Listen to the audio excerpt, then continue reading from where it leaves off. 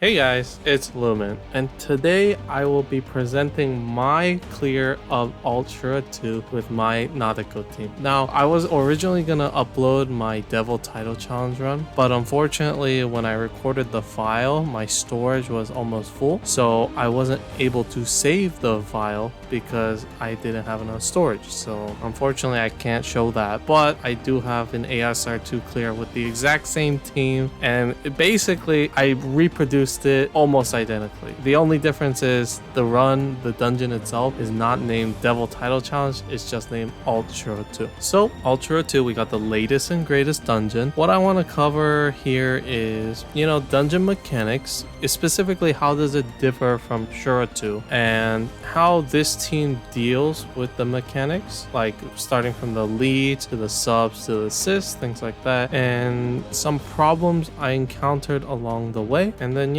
how it all shook out, I guess. So first of all, unlike Ultra 1 and Shura 1, Ultra 2 and Shura 2 are different, like actually different, like different spawns, different mechanics. Maybe not different mechanics, like there are multiple spawns that are the same and behave the same way, but there are also very, very distinct changes that make Ultra 2 and Shura 2 quite different dungeons. Whereas if you look at Ultra 1 and Shura 1, they're basically the same dungeon. I mean, like, come on, they're basically the same. So floor 1 is pretty much the same, floor 2 is pretty much the same, floor 3 is pretty much the same. The first difference comes in floor 4, where you actually encounter the ogres first. Now the ogres on Shura 2 are normally on floor 5, and on floor 4 there's usually an enhanced material floor with a doublet. So that floor has been completely removed, and in fact that floor is the only source of tape, so you don't even need tape resistance because it's gone, right? Like the only thing that could threaten you with tape in Shura 2, well, in Ultra 2 it's been removed, so you don't even need to worry about it. That's good news, right? One thing I do want to mention is all the super resolves in Ultra 2 are set to 75% for the first few floors. Before in Shura 2 they're all set to 50%, but here it's all set to 75%, which is interesting because you have to be careful. Sometimes you don't do enough damage, sometimes you do too much damage. It just makes things interesting and awkward and annoying, and it takes a bit more thinking to plan out, I guess. It's different. It is what it is. Like personally, when I was playing the dungeon, I didn't really feel a noticeable difference when it was 75% super resolve as opposed to 50%, but I could see it being an impediment where normally you would kill it. Maybe you two-shot if it's 50% because you hit 50%, but with a 75% super resolve, you three-shot it because you hit for 50%, but it only goes to 75%, and then you hit for 50% again, it goes down to 25%. Either way, it's just a difference. I don't think it's that impactful, but it is a difference, and it may make things a little more awkward. So if you move on to floor 5, which was previously floor 6 of Shura 2, it's the same thing. You have the worm slash fat purple dragon floor that causes the jammer or poison skyfall, and then you have the leader swap kind of thing. Exactly the same. On floor 6, which is floor 7 of Shura 2, you have the Pengdras. Now what is different about them is that you have 3 Pengdras and then additional spawn, and normally it's like a yellow or purple lion. However, there's a new possible spawn that is known as a wisp, right? It's like a fire will-o-wisp kind of thing, and the will-o-wisp, the way it behaves is if there are any hazards on your board, it will convert them to heal orb. If there are no hazards on your board, it will convert your entire board to heal orb. So in that sense, it could be dangerous because, hey, I don't have any orbs to work with. Let's say you're playing Seina. Hey, all my orbs are gone, I can't generate anything, I'm dead because I need a fire and water match to shield, but you can't generate those, so you're kind of dead, right? Or you have Nadeko needs 7 combos, but when your entire board is heals, you can't really make combos, so you're also dead. It makes the use of a full board active much more valuable. Now of course you can just not bring any poison skyfall resist or jammer skyfall resist and let the wisp just convert the jammers, hazards, whatever, but I chose to bring both poison skyfall resist and jammer skyfall resist, so I needed a full board active to take care of the wisp if it came up. Luckily for this run it did not, but if it did, I needed something ready, and I do. After that, your floor 7, previously floor 8 of Shura 2 is now floor 7. You have the ninjas and the lits, and those behave in exactly the same way except for the different super resolve. Everything you thought of in Shura 2, Ultra 2 is generally one floor behind, I guess, until you get to the later floors. Now, floor 8, you have Wee Jazz and Trilo. Now, Wee Jazz, to be honest, I usually like kill him before he does anything. I don't really notice what he does. However, Trilo is much different. First off, she has a preemptive full board lock. In case you're relying on orb generators that, can't bypass locks, you need to be careful of that. And then every 2 turns, she will lock your entire board again and again and again. And it's very frustrating and kind of annoying, but it is what it is. One thing to note is that her resolve, previously in Shura 2, you could hit her to resolve and it wouldn't do anything except stall you for an extra turn. But here she actually has an execute this time. And I didn't know that. And I hit her to resolve and bye-bye, I died. So yeah, don't hit her to resolve. It's not like Shura 2, you will die. Okay, other things to note, you have floor 9, Sun Quan and Ganesha. Both of them operate in exactly the same way. Although I do want to say that Sun Quan is much tankier because Sun Quan has typing shields now against like attacker and stuff like that. I don't remember the exact typing, but I do know that for Seina teams, Sun Quan really stonewalls because you need an immense amount of damage to even get below 50%. And if you don't go below 50% in 3 turns, you will be executed. So you really want to get below that because dying is not good. Okay, then you have floor 10, Okuni and Liube. They act the same way. They're the same spawn, so no difference there. Floor 11, instead of meeting the Shariuses, I believe, you have the gem floor. Now, the gem floor is a new addition, and it's designed to give you a nice gem. There's Gawain and Beleth and Ryziel and all sorts of goodies, including Keelan Dragon Gem, and it's not like a rare invade like in Ultra 1. It actually spawns reasonably well, so that's very nice. But they have a 50% super resolve and they hit for 300,000 damage each every turn. So basically you take 600,000 damage every turn you're stalling on them, which is not fun at all. I don't even know how to put it. It just sucks, right? So basically, either you gotta shield, you gotta be careful. I mean, do what you gotta do to survive. But like the one thing is, like in Ultra 1, you could stall on the gem floor. Ultra 2, you cannot. Like maybe, and this is a big maybe Ryume with his tankiness and his recovery multiplier, you could just camp. But that's like 1, you gotta wait for the post buff form, and 2, still very risky in my opinion. So yeah, not really the best idea, but it might be possible. After the gem floor, you have the Shariuses. Now the Shariuses, one notable difference is that if you stall too long on them, I think like after 5 turns or whatever, Sharius will execute. They will awoken bind you and then they will just completely terminate you. So unlike before where you could stall on Sharius for eternity, now you can't. You have to be careful. Yeah, it is what it is. Just don't die.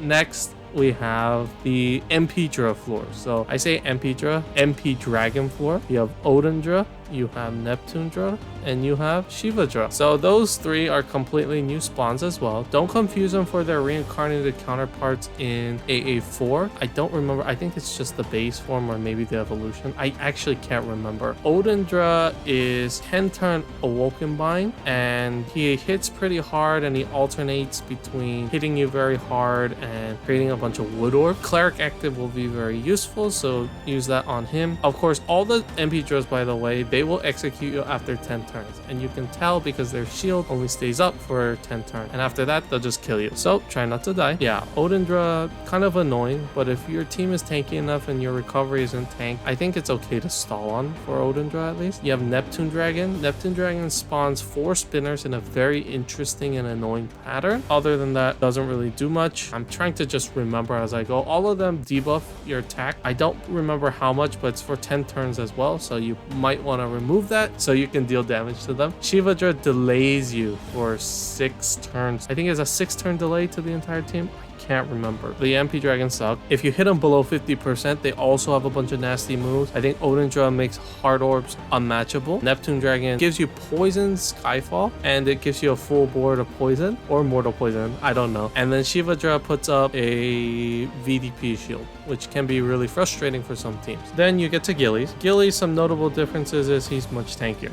Now he's 20 billion effective health. You got to think about, hey, my team only does this much damage, so before I could do this to old Gillies, now I really can't. or I gotta play it different. So other than that, Gillies is the same. Below 50%, you have his moveset, right, where he will combines you, unmatchable orbs, and really hits you hard. And the hit is actually harder now. It's like 650,000 or something before it's 624,000. So that's fun. But other than that, Gillies is pretty much the same. He's terribly difficult, but he's not that different. One thing to note is before Gillies wouldn't hit you at all. He wouldn't preempt you at all. But now he does preempt you pretty hard. I think it's like 240,000, 250,000. And he casts a lock Skyfall effect. So you want to get rid of that on the first turn with an L. One thing to note is that on the MP Dra floor with Odindra, Neptundra, and Shivadra, you can also get a rare invade of Shaharadra. So very nice. I think I got her in my Devil title run, and yeah, she's not that difficult. She's very weak above 50%. Below 50%, she casts a pretty big shield. She has a super resolve at 50%, so yeah, casts a big shield. But since most teams that go into Shura 2, I'll Shura 2 a tremendous damage, not that big of a deal to burst her down. Just make sure you do, otherwise you die. Yeah, a lot of dying, a lot of pitfalls in this dungeon, so being careful is the most prudent option. Now, to dive into my team. First off, why did I pick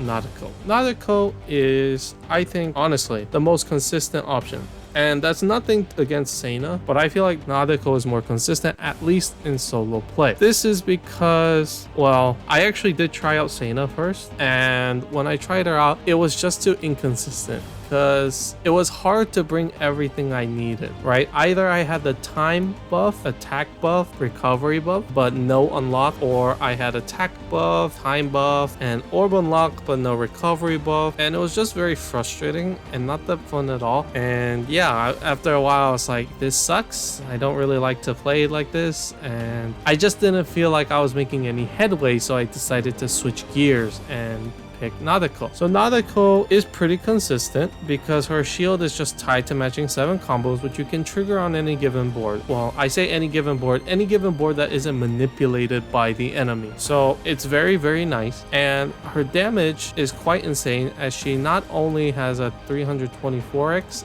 attack multiplier, but she also has 6 extra combos if you match 2 or more wood combos. So honestly, the extra combos are pretty underrated. Like, I feel like you see the animation and you're like, cool, but you have to realize, like, all those extra combos are actually contributing quite a bit of damage. So it's quite nice in that regard. If you look at the team, I have Yama Tsukami from Monster Hunter. I wasn't even gonna touch him, but after the buffs, I really, really like him. You have Susano, and then you have Chakeol and Bastet. So before I begin, I know the popular template is running Fasca, New Year Artemis, Jurond, and Susano. Well, one, I didn't farm with Jurond. I was too lazy. I don't know. So there's my excuse right there. You know, in all seriousness, to be honest, I think the build is cool, and I think it does reasonably well against blue Sharius. Now, this build does not deal with blue Sharius. Like, if I get green absorb, I'm screwed. Like, nothing I can do. It's just, I'm pretty much screwed. Other than that, I think the build runs really, really nicely. Of course, there's a 10% chance of dying, which is frustrating. But other than that, I don't think it's terrible or that terrible. Now, of course, the other build, right, with Jurond, Fasca, New Year Artemis, and Susano has attribute absorb in New Year Artemis, which is quite nice, but I couldn't really fit it in. I mean, I tried, okay, and there is room. Bastet, if you can fit an attribute absorb on her, you can definitely get away with having an attribute absorb as well. It's just that I couldn't really fit it in, even though I tried, and it was pretty frustrating. But in the end, I was like, it is what it is. I can't make it work. It just doesn't work. So at least not now. Maybe in the future, I'll switch some things up and it'll work a lot better. But for now, it didn't work out. So I just had to go without attribute absorb void. Now, first up, you have Yama Tsukami. Now, Yama Tsukami got some crazy buffs. Active wise, it's a bicolor board of wood and light, but now it also has a void component. And this is especially great. So for the most part, I use Yama Tsukami as my full board changer, right? For example, on floor 6 on the Pendras, I mentioned the Wisp, right? If I get a full board of heals, right, I use Yama Tsukami there. I also use Yama Yama Tsukami on floor 1 / floor 2. So floor 1, floor 2, you got the carbuncles and then the dragon seed and things like that. Now on floor 1, I normally pop Nadeko and then full combo to break the super resolves. And then what I try to do is I try to camp around, I try to skulk around and garner enough wood orbs, right? Because I use Susano to haste, so I have a shield up, so I won't die. So I try to save up wood orbs so that I can match them and actually kill the rest of the carbuncles. If I'm successful in doing that, then when I go to the dragon seed floor, I actually have 2 bicolors that I can use to kill off the floor in rapid succession, right? Like I break the super resolves with Nadeko's transform, right? I transform the other Nadeko, and then I use Yama Tsukami to finish them all off. And this is actually quite convenient because the Dragon Seed Floor is quite annoying, so I want to kill it off as fast as possible so I don't have to deal with something so annoying. I use it on floor 2, floor 6. I also use it on Okuni, where he makes a full board of Mortal Poison Orbs, and I don't like a full board of Mortal Poison Orbs, so I change it to something much more palatable. And then, last but not least, I use it on Gillies. Now, the way I use it on Gillies is a bit interesting. I use it as my finishing option, my final blow, killing blow. And the reason for that is, with the Void component, that allows my Nadekos to actually deal damage cap damage to Gilly. For example, if you're watching, you notice that every time Nadeko reaches about 750 million damage, it all gets voided because the Devil Killer makes it go to damage cap, and after you reach the damage cap, all damage from Gillies is voided, right? Because they don't have VDP, so even if I VDP, there's nothing much I can do. That being said, if I use Void, I can successfully bypass that and kill Gillies. So that's actually really awesome for me. I love it. So that's why I really like Yama Tsukami. He also has a tremendous amount of HP. Like his HP stat is ridiculous. I think on this team, he has 14,000 HP, and this allows me in part to reach the 150k HP mark without actually having to use the HP badge. I don't use it, right? I don't use the HP badge. I simply use the time badge to alleviate my PSI. I don't even use the HP badge. I use the time badge, and I still reach 150,000 HP. So I think it's actually ridiculously OP. He also has great personal damage. Recently, he got a 10 CSA, and this is great because for Nadeko, she has the additional combo count to reach 10 combos very easily. So now I have a double VDP, 7C, 10C, and a great active that can be used a lot in the dungeon. I think he's superior to Jurond. Of course, that being said, Jurond is farmable. So it's really hard to compare because the accessibility of Jurond is just not even competitive. Like, you can't compete with that kind of accessibility. Yes, I say Yama Tsukami is better, but I also have to keep in mind, hey, he's a top rarity card from a 10-stone machine. Very, very expensive. Of course, he should be powerful, but is it really worth it? Probably not. That being said, I think he's amazing. So, moving on, you have Susano. Susano is my shield option. Now, why do I prefer Susano over others? One, he has the haste I need for the first floor, and then because I have 150,000 HP, I don't really need him at all in the future floors, so I actually utilize him as some sort of haste, right? One place where I do use him is on Okuni. If I don't manage to kill him, right, and he enrages, I can use Susano to actually tank the hits, because Okuni actually hits a lot harder in Ultra 2 than in Shura 2, so I need a shield if I want to survive this enraged hit. So if I feel like I'm in a pinch, I can use it there, but for most of the time, like on floor 1, I use it for haste. On floor 5, floor 4, floor 6, around there, I use it for haste, and then I save it up for the end where I can use it on Gillies to tank his big hit when I, of course, chip him under 50%. So I use him there as well. Susano is great because I use the VDP Super Awakening on him, and then he has Dragon Killer and Devil Killer and a 10C as well. So he has reasonable personal damage, and he's great because he makes killing the Shariuses quite nice, and he also has a Devil Killer for Gillies as well. Next, you have Chakeol. Chakeol is another source of VDP damage. So even though I have a Void active on the team, I like to have the VDP options because it makes it quite convenient when dealing with Ganesha, when dealing with Sharius, when dealing with Shivadra under 50%. I just need to use it. Like if I was running in a Deco build with Alj and no VDP, and to be honest, every time I ran that dungeon with the team, I was like, if I had VDP, this would be so much more convenient. Now, of course, the Void is quite nice for a Deco to hit damage cap on Gillies, but that's about the only real benefit in my opinion. Like, yeah, you can hit damage cap on Sharius too, I guess,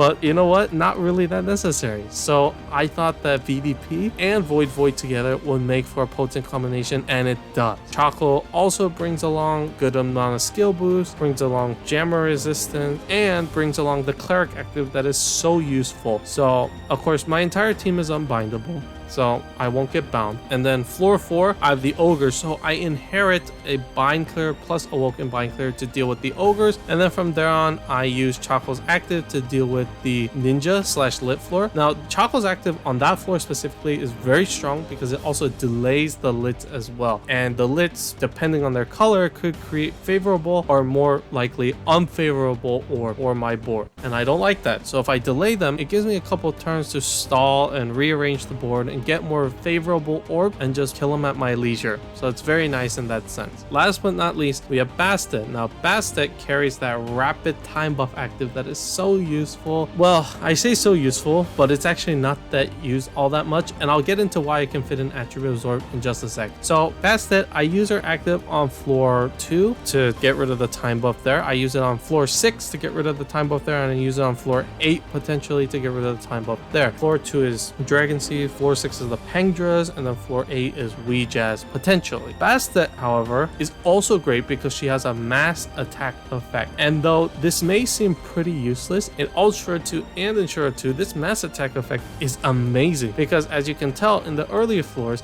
there's a lot of floors with multiple spawns, right? You have a bunch of spawns on first floor, second floor, third floor, fourth floor, fifth floor, sixth floor, and seventh floor, and it's quite annoying. So with Nadeko, I need to match 2 wood combos. However, if I have to match a block, right, that could take away the wood orbs I need to match the 2 combos. Now we have Bastet. Bastet will activate the mass attack animation so that now I don't even have to worry about linking 5 or more orbs. I can just simply combo away and my attacks will automatically become mass attacks and life becomes a lot better. It's honestly quite useful. I honestly think it's really underrated and it's really strong. She also carries a full poison resist as well, so if you look at it, it's Susano with full blind, Chakeol with full jammer, and Bastet with full poison. So I got all 3 resists covered right there. And then she carries triple 7C with her super awakening also being a 7C. So she actually does considerable damage. She also carries a Fua, great awakenings, great active. I mean, she is absolutely incredible. Yeah, honestly, build runs pretty okay. I've gotten used to just mapping out the first few floors, just hey, this is how it's gonna work, so on and so forth. Of course, you can die to green Charius, right? If the blue Charius gets a green absorb, I'm pretty much dead. Nothing much I can do, and that's unfortunate. However, I was talking about Bastet. Bastet, I only need her for the first few floors, right? Like I only need her from floor 1 to floor 7 realistically, and even then on floor 7 I can save orbs and I don't really need her there. So I need her from floor 1 to floor 7, and then I need her on floor 8. After that I don't need her. So what I can do is I can stall, right, or charge her up for a couple turns, and then if I get blue Charius with a green absorb and I have an attribute absorb void active inherited on Bastet, I could potentially have it charged by the time I get to Charius, and thus the one weakness that will just kill me is removed. Of course, it's gonna take a bit of team building, a bit of maneuvering, MacGyvering, whatever, but you know what, there is a solution. So this build can even be better. It's just I haven't thought about how to make it better just yet. So this was my clear of Ultra 2 and Nadeko. You know, running both Seina and Nadeko, I just felt like Nadeko is really strong for this dungeon. I really do. She's quite incredible. So yeah, with that in mind, thank you guys for watching. I hope you guys enjoyed, and see you guys next time. Bye bye.